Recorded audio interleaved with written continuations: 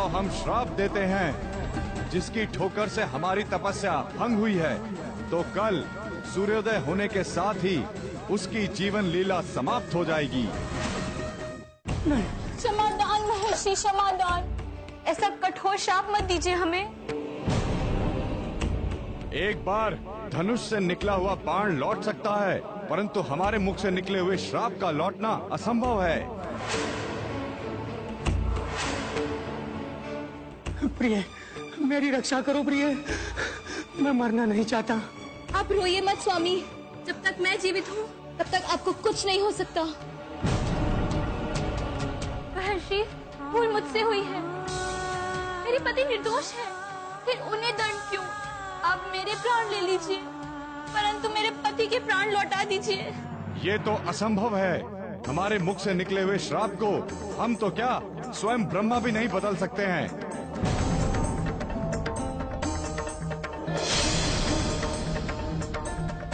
जा, कल सूर्योदय होने के साथ ही तेरे पति के जीवन का अस्त होना सुनिश्चित है।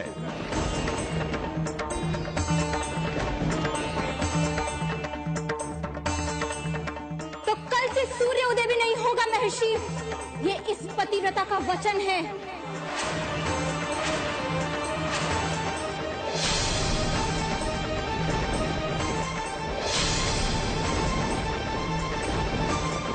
हे सूर्यदेव, यदि मैंने तन, मन, बुद्धि और आत्मा से कभी भी किसी पर पुरुष का चिंतन नहीं किया है, यदि मैंने सदैव पतिव्रता धर्म का पालन किया है, तो मेरे पतिव्रता धर्म के तेज के बल से आप कल नहीं उगेंगे सूर्यदेव। आपसे मेरे पतिव्रता धर्म की सौगंध है।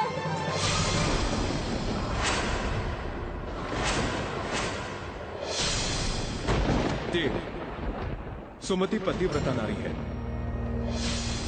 और उसकी सौगंध तोड़ने का सामर्थ्य सूर्यदेव में नहीं है। महादेव, यदि सूर्योदय नहीं होगा तो सृष्टि में हाहाकार मच जाएगा, महाप्रलय आएगा। यदि पतिव्रता सुमति देवी अपनी सौगंध वापस ले ले तो ही ये संकट टल सकता है। हमें कैसे भी सुमति देवी को मनाना होगा।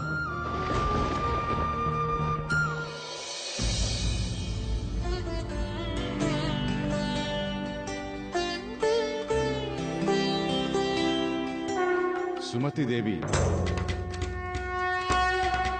हमारा आपसे मिलना अत्यंत आवश्यक है।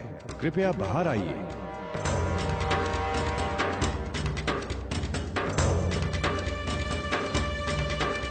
प्रणाम त्रिदेव। आयुष्मान भव। कि आप कैसा आशीर्वाद दे रहे हैं त्रिदेव? सुहागन स्त्री को सदा सुहागन रहने का आशीर्वाद दिया जाता है। मैं जानती हूँ कि आप तीनों मुझसे मेरी सौगंध वापस लेने के लिए आए हैं। क्षमा करें त्रिदेव, मैं वो सौगंध वापस नहीं लूंगी। ऐसा मत कहिए सुमति देवी। यदि सूर्योदय नहीं हुआ तो सृष्टि में प्रलय हो जाएगा। और यदि सूर्योदय हो गया तो मेरे पति की मृत्यु निश्चित है। नारायण। देवी सुमति, हम तुमसे प्रार्थना करते हैं, सूर्यदेव को दी हुई सौगंध वापस ले लो। सूर्यदेव को उगने दो देवी। तो पहले मुझे वचन दीजिए कि कल सूर्योदय होने पर मेरी नाथ की मृत्यु नहीं होगी। ये हमारे वश में नहीं है देवी सुमति। हम ऋषि मांडव्य के दिए हुए श्राप को नहीं बदल सकते। प्रणाम त्रिदेव। आयुष्मान भव। हम भी अपने दिए हुए श्राप को लौटा नहीं सकते। हे देवी, संसार की भलाई के लिए सूर्यदेव को उदय होने दो। नहीं महर्षि, कल सूर्यदेव नहीं उगेंगे। आप लोग लौट जाइए।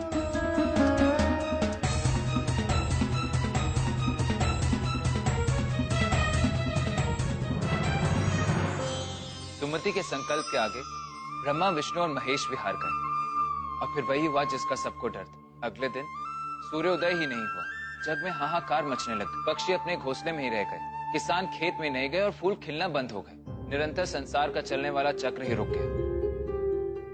ब्रह्मा, विष्णु और महेश को समझ में नहीं आ रहा था कि वो किस तरह इस जग को विनाश से बचाए। फिर अंत में त्रिदेव महान सती अनुसुईया के पास गए और उनसे अनुरोध किया कि वो किसी भी तरह सुमति को मना ले। सुमति को मनाने के लिए अनुसुईया उनकी कुटिया में पहुंची। सुमति, सूर्यदेव को उगने से रुककर सृष्टि के नियम में हस्तक्षेप मत करो। मृत्यु का श्राप देना क्या सृष्टि के नियम में हस्तक्षेप नहीं है? यदि महर्षि मांडव्य सृष्टि के नियमों में हस्तक्षेप कर सकते हैं, तो मैं अपने पति के प्राण बचाने के लिए सृष्टि के नियमों में हस्तक्षेप क्यों नहीं कर सकती? सुमति, यदि शीघ्र ही सूर्योदय नहीं हुआ तो प्रलय आ जाएगा। प्रलय आती है तो आ जाए, परंतु मैं अपने पति की मृत्यु को उनके समीप नहीं आने दूंगी। मैं तुम्हें वचन देती हूँ सुमति, मैं तुम्हारे पति को मरने नहीं दूंगी। तुम्हारी तरह मैं भी पतिव्रता नारी हूँ। जिस तरह तुमने अपने पतिव्रता धर्म के बल पर सूर्योदय को रोक दिया है, उसी तरह मैं अपने पतिव्रता धर्म के बल पर तुम्हारे पति के प्राणों की रक्षा करूंगी। तो आप वचन देती हैं? हाँ, मैं वचन देती हूँ। हे सूर्यदेव, मैं आपको सौगंध से मुक्त करती हूँ। अब आप उठ सकते हैं।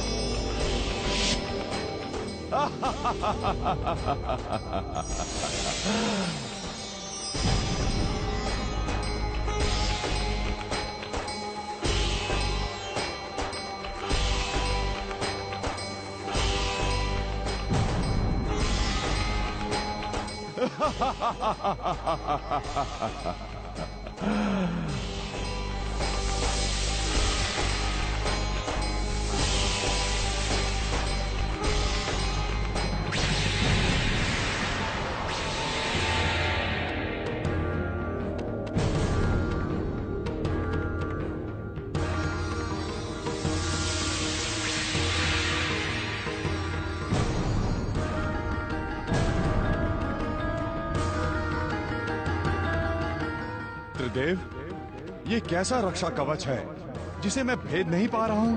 यमदेव, ये सती अनसुईया के संकल्प से बना रक्षा कवच है।